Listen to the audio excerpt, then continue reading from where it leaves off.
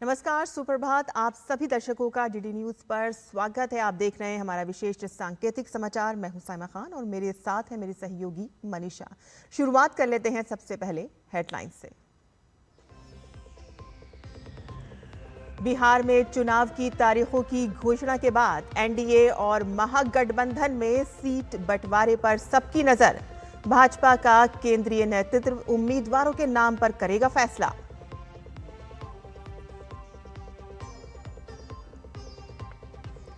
Supreme court में मतदाता सूची के विशेष गहन पुनरीक्षण से जुड़े मामलों पर सुनवाई आज। चुनाव आयोग ने पूरे देश में एसआईआर करवाने के दिए संकेत।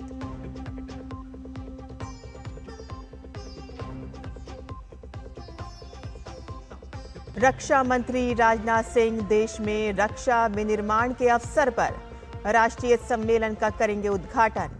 डिफेंस एग्जिम पोर्टल का भी करेंगे शुभारंभ।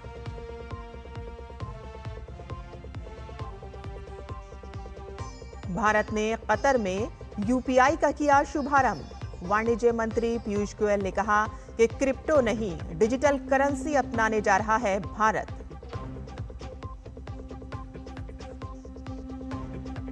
डोनाल्ड ट्रंप का एक और टैरिफ बम। 1 नवंबर से अमेरिका में आयात होने वाले मध्यम और भारी ट्रकों पर लगेगा 25% आयात शुल्क।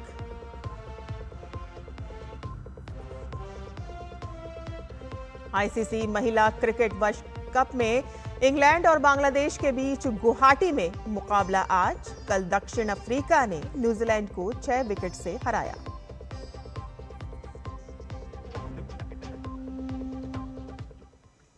समाचार विस्तार से। चुनाव आयोग ने बिहार विधानसभा की तारीखों की घोषणा कर दी है। बिहार में 2 चरण में 6 नवंबर और 11 नवंबर को चुनाव होंगे, लेकिन सत्ताधारी राष्ट्रीय जनतांत्रिक गठबंधन और विपक्षी महागठबंधन दोनों ने ही अभी तक सीटों के बंटवारे पर फैसला नहीं कर पाए हैं और दोनों ही गठबंधन इस कोशिश में हैं कि उम्मीदवारों की इच्छाओं और जीत की संभावनाओं के बीच संतुलन बनाया जा सके। 2020 के चुनाव के बाद से दोनों गठबंधनों की दलों में बदलाव आया है और अब 243 सीटों के लिए ज्यादा दल दावेदार हैं और सूत्रों के अनुसार एनडीए में जनता दल यूनाइटेड 160 सीटों पर और भारतीय जनता पार्टी बीजेपी 105 सीटों पर चुनाव लड़ सकती है और बाकी बची 31 सीटें केंद्रीय मंत्री चिराग पासवान, लोक जनशक्ति पार्टी रामविलास, केंद्रीय मंत्री जितिन राम मांझी की हिंदुस्तान अवाम मोर्चा और राज्यसभा सांसद उपेंद्र कुशवाहा की राष्ट्रीय लोक समता पार्टी के बीच बांटी जा सकती हैं। विपक्ष के लिए भी स्थिति आसान नहीं है। राष्ट्रीय जनता दल ने रविवार शाम को अपने सहयोगी दलों के साथ औपचारिक रूप से सीटों के बंटवारे पर चर्चा शुरू की और सूत्रों के अनुसार आरजेडी ने मुकेश सहनी की विकासशील इंसान पार्टी को 12 सीटें देने का प्रस्ताव दिया है। रविवार शाम बैठक के बाद बाहर निकलते हुए मुकेश सहनी ने पत्रकारों से कहा कि महागठबंधन की सरकार बनेगी और वे उप मुख्यमंत्री बनेंगे। मुकेश सहनी ने 1-2 दिन में महागठबंधन द्वारा सीटों के ऐलान के बारे में जानकारी दी गई थी और ऐसे कयास लगाए जा रहे हैं कि बिहार चुनाव के लिए आज महागठबंधन सीट शेयरिंग का ऐलान कर सकता है। सुप्रीम कोर्ट में आज मतदाता सूची के विशेष गहन पुनरीक्षण एसआईआर से जुड़े मामलों पर अंतिम सुनवाई होने वाली है। बिहार में एसआईआर की वैधता पर कोर्ट ने इससे पहले की सुनवाई में चुनाव आयोग को चेतावनी भी दी थी और कोर्ट ने कहा था कि अगर उन्हें प्रक्रिया में कोई अवैधता मिली तो पूरी चुनाव प्रक्रिया रद्द हो जाएगी। कोर्ट ने यह भी स्पष्ट किया था कि वो बिहार एसआईआर पर टुकड़ों में फैसला नहीं दे सकती, क्योंकि उसका अंतिम फैसला केवल बिहार में ही नहीं बल्कि पूरे भारत में आयोजित एसआईआर पर लागू होगा। और इस बीच मुख्य चुनाव आयुक्त ज्ञानेश कुमार ने कल प्रेस वार्ता के दौरान संकेत दिए कि इसे जल्द ही पूरे भारत में लागू किया जाएगा।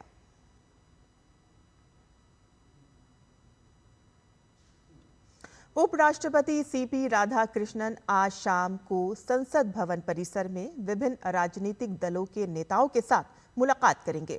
उपराष्ट्रपति इन नेताओं के साथ ये पहली औपचारिक बातचीत होगी और इस बैठक का उद्देश्य सदन के सुचारू संचालन और बिना किसी व्यवधान के सुनियोजित चर्चाओं को सुगम बनाने के तरीकों पर विचारों का आदान प्रदान करना है, जिससे बहस का समय और गुणवत्ता दोनों का सर्वोत्तम उपयोग हो सके। रक्षा मंत्री राजनाथ सिंह मंगलवार को नई दिल्ली स्थित विज्ञान भवन में देश में रक्षा विनिर्माण के अवसर पर विषय पर आयोजित एक राष्ट्रीय सम्मेलन का उद्घाटन करेंगे। रक्षा उत्पादन विभाग, रक्षा मंत्रालय के तत्वाधानों में आयोजित ये सम्मेलन देश में रक्षा विनिर्माण के क्षेत्र में आत्मनिर्भरता प्राप्त करने की दिशा में एक महत्वपूर्ण पहल है और इसका मुख्य उद्देश्य विभिन्न राज्य सरकारों और केंद्र शासित प्रदेशों की औद्योगिक नीतियों एवं बुनियादी ढांचे को विकसित करना है और इससे रक्षा क्षेत्र में निवेश, नवाचार और स्वदेशी उत्पादन को भी बढ़ावा मिलेगा। केंद्रीय वाणिज्य और उद्योग मंत्री पीयूष गोयल ने कतर की राजधानी दोहा में भारत के एकीकृत भुगतान इंटरफेस यूपीआई का शुभारंभ किया। ये भारत और कतर के बीच डिजिटल और वित्तीय सहयोग में एक नया मील का पत्थर है।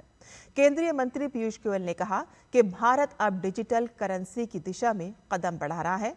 ये डिजिटल मुद्रा भारतीय रिजर्व बैंक की देखरेख में होगी और इसका उद्देश्य सिर्फ लेन देन को आसान और सुरक्षित बनाना है और साथ ही पीयूष गोयल ने यह भी स्पष्ट किया है कि भारत ने क्रिप्टो करेंसी को प्रोत्साहित नहीं किया है। भारत ने फिर से पाकिस्तान को जमकर लताड़ा है। संयुक्त राष्ट्र में भारत ने एक बार फिर से पाकिस्तान को करारा जवाब दिया और उसकी पाखंडी नीतियों और झूठ प्रचार को उजागर किया।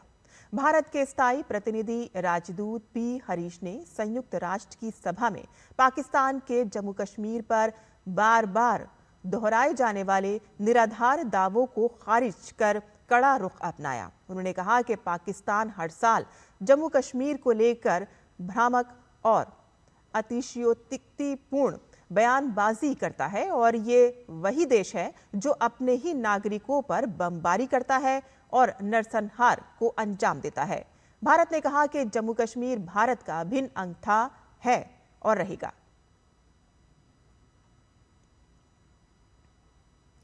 दिल्ली एनसीआर में मौसम का मिजाज बदला हुआ है। रविवार देर रात से शुरू हुआ बारिश का दौर कल भी जारी रहा। कल दिन में रुक रुक कर हुई बारिश के बाद देर रात को भी कई इलाकों में झमाझम बारिश देखने को मिली और इससे तापमान में गिरावट आई है। मौसम विभाग के अनुसार बारिश का ये दौर पश्चिमी विक्षोभ के चलते हो रहा है। नेपाल में बाढ़ से मृतकों की संख्या बढ़कर 52 हो गई है, जबकि 9 लोग लापता हैं और 29 व्यक्ति घायल हैं। नेपाली सेना ने रसुवा जिले के गोसाईकुंड ग्रामीण नगरपालिका क्षेत्र में 5 में लगातार बारिश के कारण बांध स्थल पर फंसे 12 लोगों को बचा लिया, जबकि वहां 4 लापता व्यक्तियों की तलाश जारी है। और इस बीच कोसी और बागमती प्रांतों में 19 स्थलों पर मार्ग पूरी तरह से अवरुद्ध हो गए हैं और इस बीच हेटोडा और काठमांडू को जोड़ने वाली सभी छोटे मार्गों पर रात्रि के समय वाहनों की आवाजाही पर अनिश्चितकालीन प्रतिबंध लगा दिया गया है और अगली सूचना तक शाम 6 बजे से सुबह 5 बजे तक इन पर कोई वाहन नहीं चलेगा। त्रिभुवन राजमार्ग मामूली अवरोध दूर किए जाने के बाद फिर से खुल गया है। अमेरिका के राष्ट्रपति डोनाल्ड ट्रंप ने टैरिफ को लेकर एक नया ऐलान किया है। डोनाल्ड ट्रंप ने कहा है कि 1 नवंबर 2025 से अमेरिका में अन्य देशों से आने वाले सभी मध्यम और भारी ट्रकों पर 25% टैरिफ लगाया जाएगा।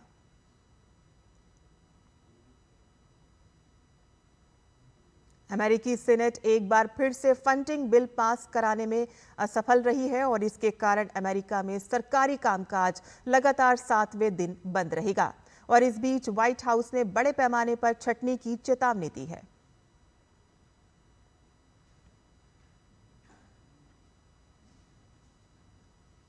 महिला क्रिकेट विश्व कप में आज इंग्लैंड का सामना बांग्लादेश से होगा। ये मैच गुवाहाटी में खेला जाएगा और दोनों ही टीमों ने प्रतियोगिता में जीत के साथ शुरुआत की है। इंग्लैंड ने गुवाहाटी में ही खेले गए अपने पहले मैच में दक्षिण अफ्रीका को 10 विकेट से करारी शिकस्त दी थी, तो वहीं बांग्लादेश ने अपना पहला मैच कोलंबो में खेला था और पाकिस्तान को 7 विकेट से मात दी थी। फिलहाल अंक तालिका में इंग्लैंड की टीम तीसरे और बांग्लादेश की टीम चौथे स्थान पर है।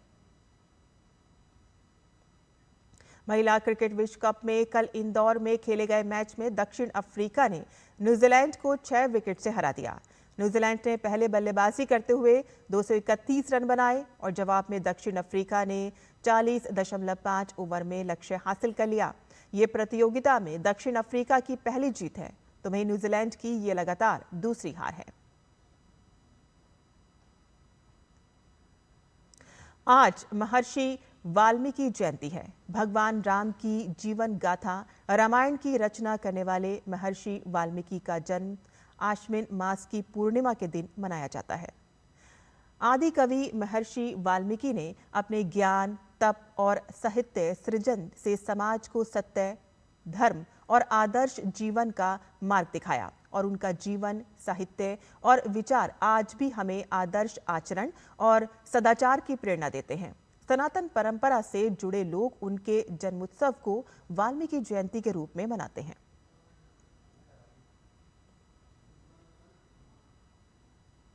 हमारे इस विशेष सांकेतिक समाचार में बस इतना ही। मुझे और मेरी सहयोगी मनीषा को अनुमति दें, लेकिन आप देखते रहिए डीडी न्यूज़। नमस्कार।